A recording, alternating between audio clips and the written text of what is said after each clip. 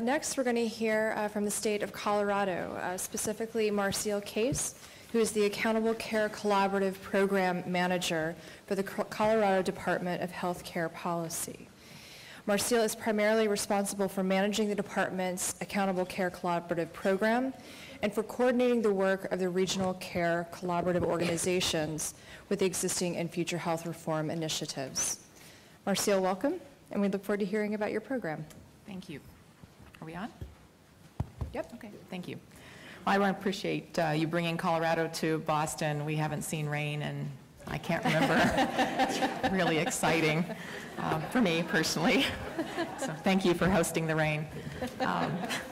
In the interest of time, I'm going to make my remarks as concise as possible with these complex programs, and then I'm always available for questions afterwards.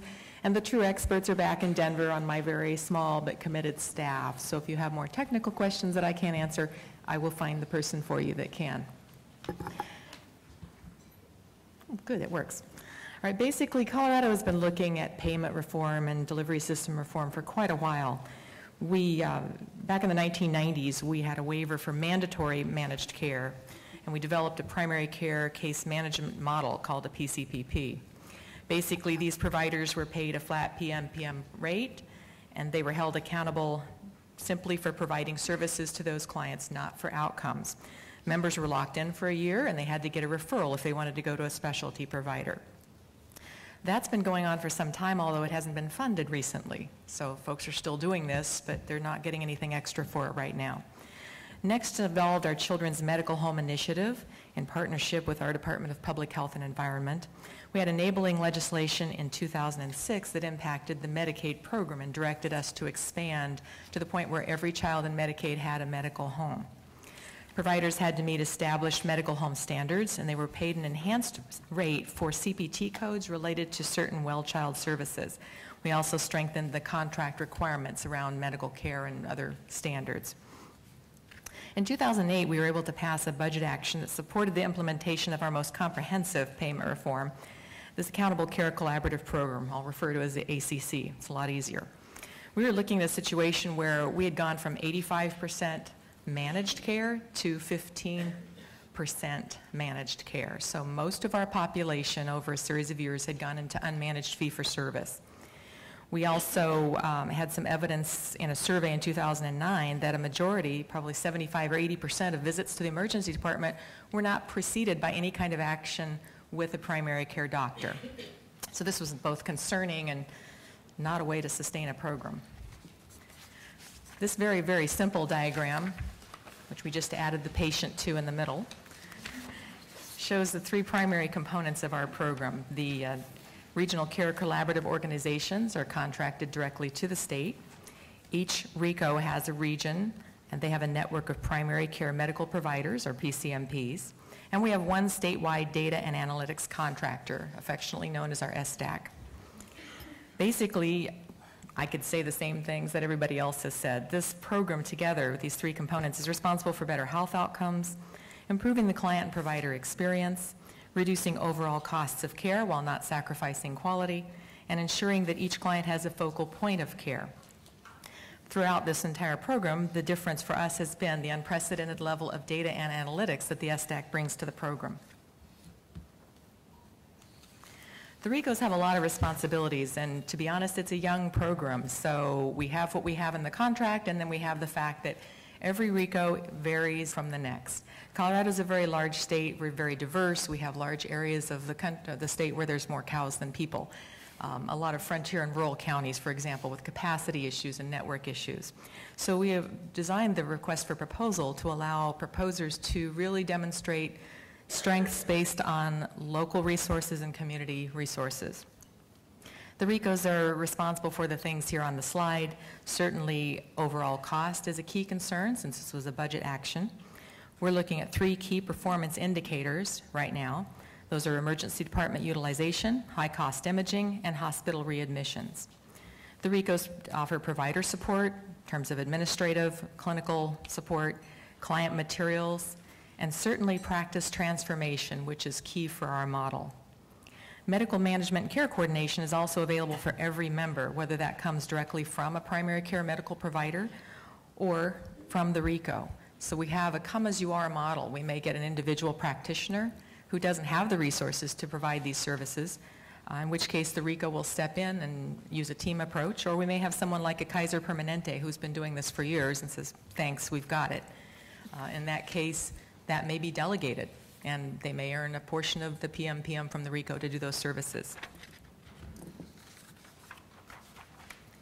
So our PCMPs contract twice. They contract with the department and they contract with the Regional Care Collaborative Organization.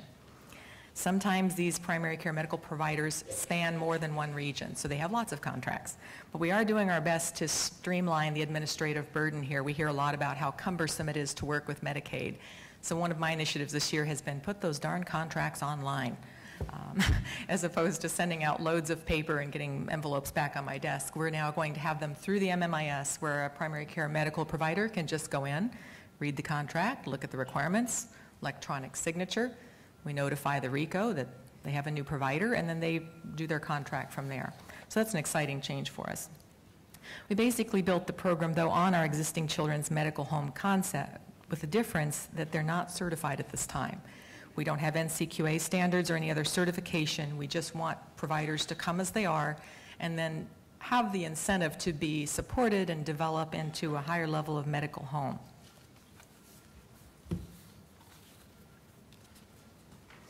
Now the SDAC is one of our very coolest toys, and I think the providers are all very excited about having data that they've never had in the past.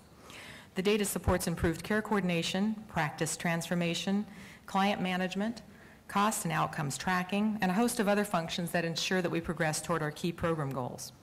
Providers and RICOs have the ability to not only identify populations that need specific help, but individual clients who are driving high costs and in what areas. They can design individual interventions for these clients and measure the results of their efforts over time. The department's goal is to continue expanding the data available through the SDAC to include data from long-term services and supports in our waiver population, complete behavioral health claims data, and clinical information.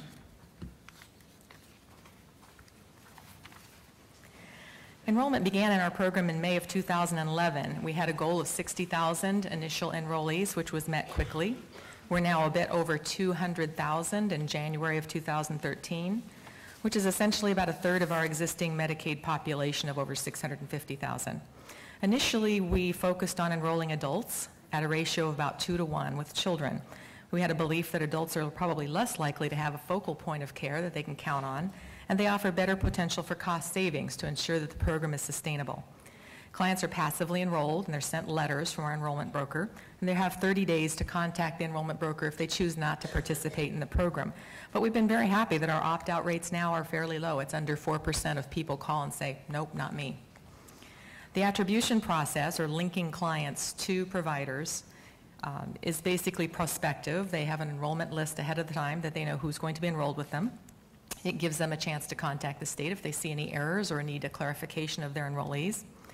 And they're basically associated with primary care medical providers with whom they have a claims history. Typically, we'll look back 3 to 6 months. If there's no claim, we'll go back 12 months. If there's no claim, we may go back 24 months. But we really want to find out where clients are getting their care now. If clients are getting their care from a provider that's not enrolled in the program, then they're allowed to maintain that relationship, of course. But it gives the RICO a prime opportunity to outreach to that provider and say, you've got a big practice, we'd love to help you with that and get them enrolled. Clients with dual Medicare, Medicaid eligibility and clients in institutional settings are not actively enrolled at this time, although we do have a demonstration project for the dually enrolled coming up. They can call and opt in if they'd like to. We'll certainly accept them in the program. And I should mention there that the medical home providers that we've had for our children are also in the early stages of being transitioned into the ACC program. As you'll see from this slide, there's a tiny little asterisk at the bottom that they currently are not getting a PMPM as well as their enhanced CPT payments. We'll be looking at how we do that with our providers in the coming months. But basically, we're looking at a fee-for-service model managed by the Accountable Care Collaborative. The providers receive their standard full benefit fee-for-service payment for medical services rendered. They also get a small additional per member per month payment to support the medical home services. And the RICOs get a PMPM to support the member care coordination and other services that they provide. When we decided to end the artificial cap on enrolling children this fall, we realized our case mix was going to change quite dramatically as the providers wanted. And we negotiated with the providers over a period of a couple of months to adjust the PMPM downwards. We're not calling it a rate cut. It really isn't a rate cut. It was simply the reality of the case mix changing to essentially a healthier population. We did put that in place in November of 2012. And in July, we also implemented what we had promised, an incentive program for the providers and the RICOs, wherein $1 of their PMPM was withheld from each monthly payment. It's put in a pool, and at the end of the measurement period, those that achieve their quality standards get to earn that back. So we haven't paid that out yet. We're looking at February 1st, first payment, and indicators are that most of the organizations are going to earn that back, so they're excited about that. We also have new contracts coming up in 2016, and those of you, at least in state government, know that basically is going to be here in a flash. So it gives us the opportunity to look at some of the different payment arrangements we're practicing with, we're piloting, and then implement them in the new contract. First year results. That's the important part for our legislature and our joint budget committee. We do have an annual report. That nasty looking URL there at the bottom of the page is where you can find it. I'm sorry, I didn't want to put an edit on that because you wouldn't be able to find it otherwise. But essentially what we have been saying is that trends are going in the right direction. Everybody wants to know exactly how many dollars we saved and how we did it. And if you'll talk to our financial modeling people, you'll know it just isn't that easy. We did have an estimated cost reduction of $20 million, which is over what we estimated that the program would have cost without the intervention. We did have administrative costs of a little over $17 million. So if you can do the math, the savings is probably more like around $3 million, and we want to make sure that's a distinction. We didn't save $20 million, but we did reduce costs by that much. We also looked at some of the trends that we see in a comparison group. For non-enrolled clients, we had an 8.6% reduction in hospital readmissions. We generally, although ER rates have been going up in Colorado, had a lower rate of increase for ACC clients than we did in the general population. And the use of some of the high-cost imaging has also decreased. We looked at several other things that weren't on our key performance indicators, including hospitalizations for people with chronic disease like diabetes and asthma, and those were also going down, which is very exciting. An interest in closing up on time here, we do have a lot of things going on, as you may as well. We are looking, as most of the states are, at increased integration, not only with behavioral health, that's our primary focus right now, but certainly with our long-term services and supports, with the services that support our population with developmental disabilities, and several other, the oral health providers, we don't want to forget them. But eventually what our hope is next with that is to expand our definition of a primary care medical provider to include behavioral health providers. We have some already that are fully integrated and ready to go, but we can only do so much so fast. So we're looking at that as a key next step for our population that has those issues. We're also participating in the CPC, the Comprehensive Primary Care Initiative. Our first group of enrollees is going into the ACC in January of 2013. We are close to implementing our demonstration project for the integration of care for fully eligible Medicare, Medicaid enrollees. That's the right name. Sorry, we've been told that is the way we need to address this population. It's really hard to say.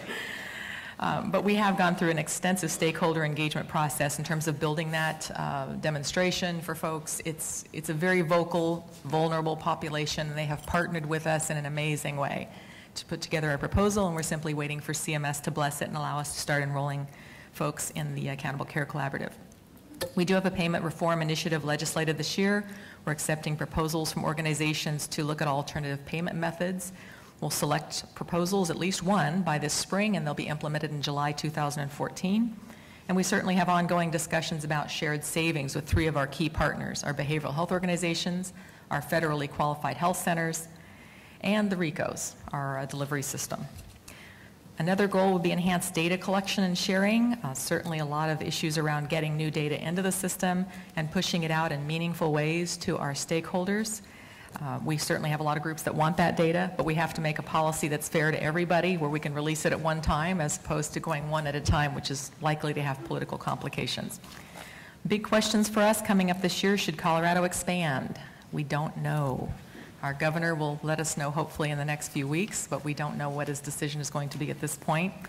We don't know what the implications of the program are going to have on our budget long term. We're certainly hoping it's going to save us money. It looks like it is. And we're really excited to learn what we might be able to experience from the payment reform proposals that are coming out. So I will stop there in favor of the next presenter. Thank you.